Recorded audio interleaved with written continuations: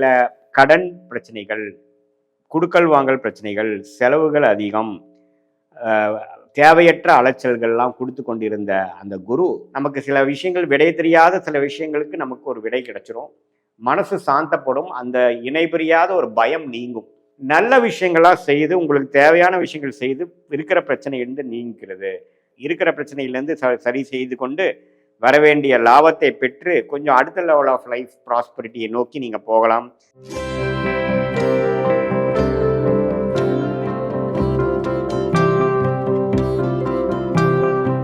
வணக்கம், நல்ல காலம் பிறக்குது சேனல் நேர்களே.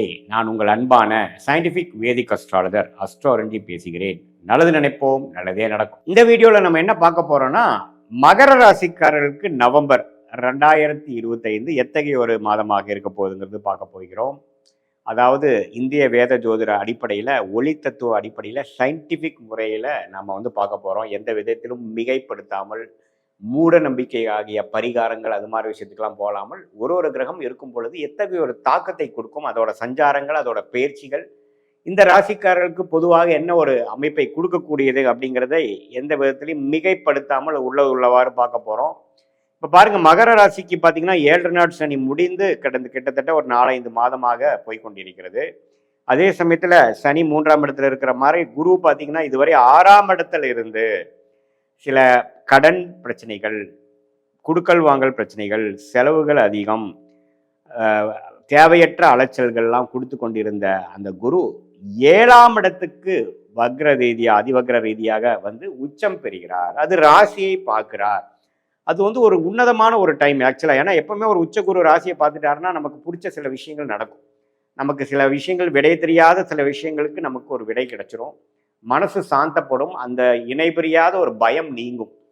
ஸோ அது அருமையான அமைப்பு. ஸ்டார்டிங் ஆஃப் த மந்த்லேயே பார்த்தீங்கன்னா குரு உச்ச குருவாக இருந்து அதிவக்ரத்தில் ஒரு டெம்பரரியாக ஒரு ஃபியூ மந்த்ஸ்க்கு குரு உங்கள் ராசியை பார்க்கறது இந்த மாதிரி ஒரு டைமில் ஒரு வரவேற்கப்பட வேண்டிய ஒரு விஷயமாக இருக்கிறது. அதே சமயத்தில் ராகு 7ஆம் இடத்திலும், ராகு 2ஆம் இடத்திலும், கேது 8ஆம் இடத்திலும் இருந்து அவர் சில விஷயங்கள், சில இன்வெஸ்ட்மெண்ட், சில உடல் உபாதைகளுக்கு வேணுங்கிற சில அமைப்புகள் பண்ணிட்டு இருக்காரு ஒழிய, பட் இருந்தாலும் குருவின் பார்வை நம்ம நல்ல ஒரு அமைப்பு. அது ஒரு ஒரு 2 மாதம் 3 மாதம் தான் இருக்கும். அதுக்கப்புறம் எகெயின் அவர் 6ஆம் இடத்துக்கே போயிடுவார். ஸோ இந்த சில 2 மாதத்துக்கு நீங்கள் சில நல்ல விஷயங்களாக செய்து உங்களுக்கு தேவையான விஷயங்கள் செய்து இருக்கிற பிரச்சனையிலிருந்து நீங்கிறது. கடன் பிரச்சனைக்கு நீங்கிறது, வேலை விஷயத்தில் கொஞ்சம் சரியாக பண்ணிக்கிறது, தொழிலில் கொஞ்சம் சீர் செஞ்சுக்கிறது, எல்லாத்துலேயுமே கொஞ்சம் கிளாரிட்டியோட சிலதெல்லாம் செஞ்சு இதுவரைக்கும் இருந்த ப்ராப்ளத்தை சரி செய்யக்கூடிய அற்புதமான ஒரு வாய்ப்பாக இது உச்சகுருவின் பார்வை ராசிக்கு வருவது. என்னதான் அதிவக்கரமாக வந்தாலும் அவர் கொஞ்சம் வேலையை நமக்கு சாதகமாக செய்யதான் பண்ணுவார். அதை நீங்கள் உபயோகப்படுத்தி கொள்ள வேண்டும். அடுத்தபடியாக பார்த்தீங்கன்னா, அந்த மாத கிரகம் என்று சொல்லப்படுகிற ராஜயோகாதிபதி சுக்கிரன் பாருங்க, 9ஆம் இடத்துல நீச்சமாக இருந்தாலும் அவர் கொஞ்சம் அடுத்த 2 வாரத்திலேயே, நவம்பர் 2nd வீக்லேயே பார்த்தீங்கன்னா 9ஆம் இடத்துலேருந்து 10ஆம் இடத்துக்கு வருவது அருமை. ஸோ எப்பவுமே 10ஆம் வீட்டதிபதி 10க்கு வரும்பொழுது சுக்கிரனோட வீட்டுக்கு வரும்பொழுது தொழில் மேன்மையெல்லாம் வரப்போகுது. அதே சமயத்தில் 11ஆம் வீட்டதிபதியாக செவ்வாய் 11லே இருந்து குருவின் பார்வை பெறுகிறார். அதே மாதிரி இன்னொரு ராஜயோகாதிபதியாகிய புதன் 9ஆம் வீட்டதிபதி 11ஆம் இடத்துக்கு குருவின் பார்வை பெறுகிறார். அற்புதமான ஒரு அமைப்பு. ஸோ மகர ராசிக்காரர்கள் இதுவரை கடந்த 6 மாதமாக பட்ட கடன் பிரச்சனைகள், குடுக்கல் வாங்கல் பிரச்சனைகள், வேலையில் நிம்மதி இல்லாத விஷயங்கள் எல்லாமே ஓரளவுக்கு நவம்பர் மாதம் சரி செய்து கொண்டு இருக்கிற பிரச்சனையிலேருந்து சரி செய்து கொண்டு வரவேண்டிய லாபத்தை பெற்று கொஞ்சம் அடுத்த லெவல் ஆஃப் லைஃப் ப்ராஸ்பரிட்டியை நோக்கி நீங்கள் போகலாம். மாணவர்களுக்கு நல்ல ஒரு தேர்ச்சி பெறக்கூடிய அமைப்புகள், அவங்களுக்கு முதல் இருந்ததோட கான்ஃபிடன்ஸ் லெவல் நல்லா இருக்கிறது, படிக்கிறது, கொஞ்சம் அவங்களுக்கு என்ன பண்ணணுங்கிறத கிளாரிட்டி, கான்சன்ட்ரேஷன் கிடைக்கக்கூடிய அமைப்புகள், காம்படிட்டிவ் எக்ஸாம்ஸ் எழுதுறவங்களுக்குலாம் நல்ல ஒரு அமைப்பு.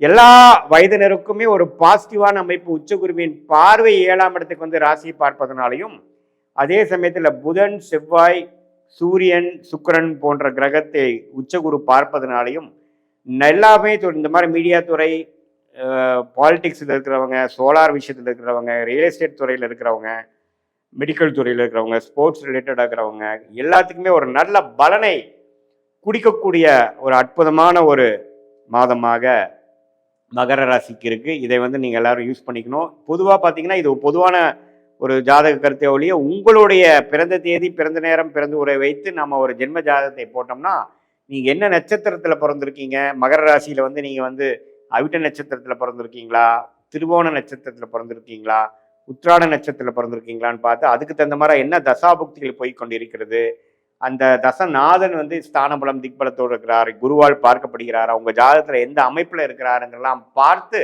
அந்த தசா புக்தி சூக்ஷமா அந்த லெவலுக்கு போய் நம்ம அடுத்து வரக்கூடிய 3 மாதங்கள் எப்படி இருக்க போகிறது, அடுத்து வரக்கூடிய 6 மாதம் 1 வருடம் எப்படி இருக்க போகுதுங்கிற துல்லியமான பலன்களை எடுத்து இப்ப நம்ம பேசின இந்த கோச்சார நவம்பர் மாச இந்த பலன்கள் இருக்கு இல்லைங்களா, ஆண்டு கிரகம் மாதங்கள் இது எல்லாத்தையும் ஒருங்கிணைத்து நம்ம பார்க்கும் பொழுது அடுத்து வரக்கூடிய காலகட்டங்கள் எப்படி இருக்குதுங்கிறது துல்லியமாக கணிச்சு அதுக்கு தகுந்த ஒரு ஒரு ஒரு முயற்சியும் அதுக்கு தகுந்த மாதிரி திட்டங்களை தீட்டி நீங்கள் செயல்பட்டீங்கன்னால் எந்த நேரத்தில் எது செய்யணும், எந்த நேரத்தில் அடக்கி வாசிக்கணும், எந்த நேரத்தில் வேகமாக போகணும், எந்த நேரத்தில் வேலை மாறுறது நல்லது, எந்த நேரத்தில் இருக்கிற வேலையை தக்க வச்சுக்கிறது நல்லது, எந்த நேரத்தில் வெளிநாடு போகலாம், எந்த மாற டைமில் நம்ம வெளி மாநிலம் போகலாம், வெளிநாடு போகக்கூடிய யோகம் இருக்கா, படிப்பு விஷயத்தில் எது நமக்கு பிராப்தமாக இருக்கா, ஹையர் ஸ்டடீஸ் என்ன எடுக்கலாம், இது மாதிரி பல விஷயங்கள், கட்டடம் வீடு எப்போ வாங்கலாம், எது மாதிரி டைமில் இன்வெஸ்ட் பண்ணுறது நல்லது, எந்த எந்த மாதிரி ஒரு அமைப்புகள் இப்போ நம்மளை தேடி வருது, இது நல்லதுக்கா கெட்டதுக்கா, இது எல்லாமே நம்ம வந்து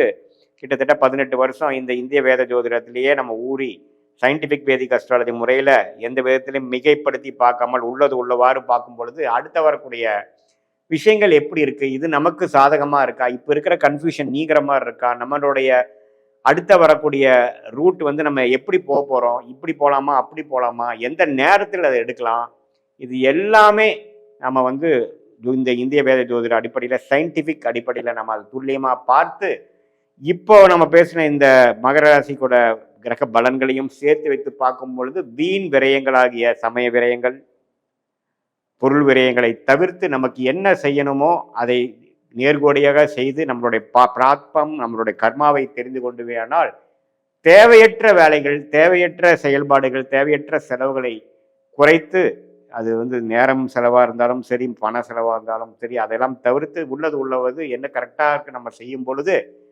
எளிதில் வாழ்க்கையில் எதிர்நீச்சல் போடாமல் நம்மளுடைய கர்மாவுக்கு படி நம்ம வாழ்க்கையில செய்து நம்ம பிராப்தங்களை நம்ம அடையலாம் என்பதை நீங்க தெரிந்து கொள்ள வேண்டும். என்னன்னா இப்போ வந்து பார்த்தீங்கன்னா நிறைய பேருக்கு இப்போ இருக்கிற ஒரு பெரிய பிரச்சனை பார்த்தீங்கன்னா ஆப்ஷன்ஸ் நிறையா இருக்கு. ஆப்ஷன்ஸ்னா இப்போ இந்த மாதிரி கோர்ஸ் ஒரு படிக்கலான்னு பார்த்தீங்கன்னா இத்தனை ஆப்ஷன் இருக்கு. அதே மாதிரி இப்போ பிஸ்னஸில் வந்து டெவலப்மெண்ட் பார்த்தீங்கன்னா பல டொமைனில் நம்ம டெவலப் ஆகலாம். எந்த ஏரியாவில் போகலாம், ஸ்பெஷலைஸ் பண்ணலாமா, அது மல்டியாக போகலாமா, ப்ராட் பேஸ்டாக போகலாமா, அல்லது நேரோ பேஸ்டாக போகலாமா, இம்போர்ட் எக்ஸ்போர்ட் ரிலேட்டடாக போகலாமா, மேனுஃபேக்சரிங் போகலாமா, ட்ரேடிங் போகலாமா, எந்த மாதிரி பொருட்கள் நமக்கு பிராப்தமாக லாபத்தை கொடுக்கும், இதெல்லாம் வந்து நிறைய பேர் பார்த்திங்கன்னா தெரியாமல் போய் இறங்கி நம்ம அதிலே சொன்ன மாதிரி எந்த ஒரு இந்த இருக்கிற காலகட்டத்தில் எந்த ஒரு தவறான முடிவுகளும் பார்த்திங்கன்னா அதுக்கு வேணுங்கிற விலையை கொடுத்துட்டு தான் நம்ம பண்ண வேண்டியதாக இருக்குது. ஏன்னா ஒரு இன்வெஸ்ட்மெண்ட் பண்ணோம்னா அது கரெக்டான ரிட்டர்ன்ஸ் கரெக்டான டைமில் வரலைன்னா அது நமக்கு பாதிப்பை கொடுக்கிறது. இது மாதிரி விஷயங்கள்லாம் நன்கு அறிந்து நம்ம செயல்படும் பொழுது நம்ம வந்து தேவையற்ற செயல்பாடுகளை அவாய்ட் பண்ணி நமக்கு பிராப்தம் என்ன இருக்குது, நம்ம கர்மா என்ன இருக்குதுங்கிறதை தெரிந்து கொண்டு பொது பலன்களையும் சேர்த்து உங்களோட துல்லியமான பலன்களையும் சேர்த்து வச்சு பார்க்கும் பொழுது நம்ம வந்து எடுக்கக்கூடிய முயற்சிகள் வெற்றி பெறக்கூடிய வாய்ப்புகள் அதிகமாகக்கூடிய அமைப்புகள் இருக்குது. இதுவே வந்து உங்களோட இப்போ நடக்கக்கூடிய தசைகள் வந்து நல்ல தசைகளாக இருந்ததுன்னா நான் சொன்ன பலன்கள் ஒன்றுமே தூக்கலாகவும் நல்லா வரவும் என்பதை நீங்கள் புரிந்து கொள்ள வேண்டும். இது பொதுவான பலன்களே தவிர உங்களுடைய ஜென்ம ஜாதகத்தில் பார்க்கும்பொழுது ஒன்றுமே துல்லியமான பலன்கள் நம்ம எடுக்க முடியுங்கிறது நான் சொல்ல விரும்புகிறேன். மீண்டும் மற்றொரு காணொலியில் சந்திப்போம். நன்றி, வணக்கம்.